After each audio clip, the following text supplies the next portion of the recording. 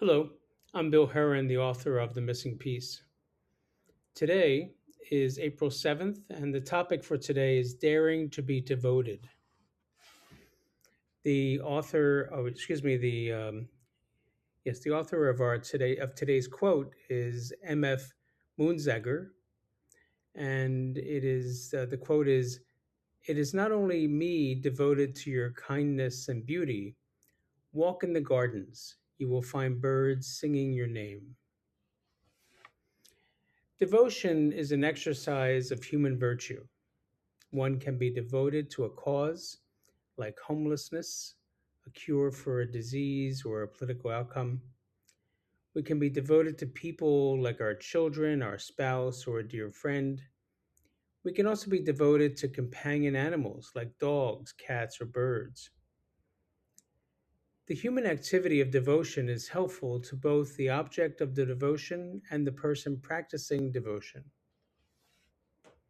Once there was a man who was waiting at a bus stop with a few others.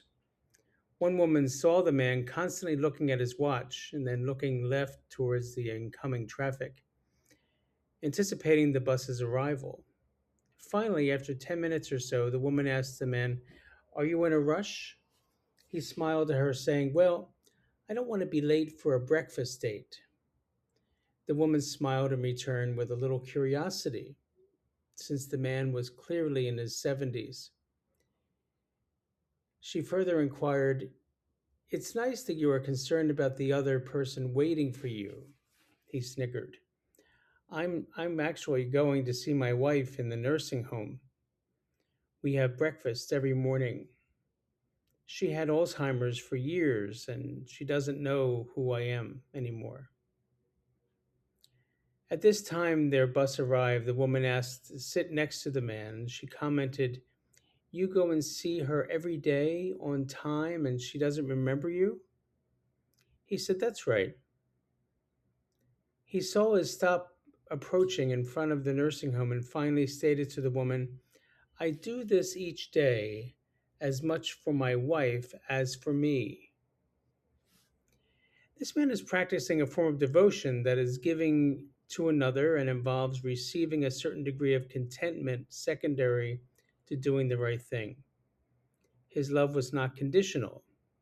I'll love her forever unless she has Alzheimer's and is admitted to a nursing home. Devotion is often not an extraordinary act. It grows out of love, commitment, altruism, and self fulfillment. The more we can choose to practice devotion in our lives, the more we can cultivate contentment, which is the opposite of suffering and restlessness. Acting in a devotional manner focuses on the act of giving through the power of love. So today, create an opportunity to practice an act of devotion. Visit an elderly or disabled family member, or offer to share the burden today of someone who could use a hand. Thank you for joining me today with this reading of The Missing Piece, and I look forward to you joining me in future readings. Thank you.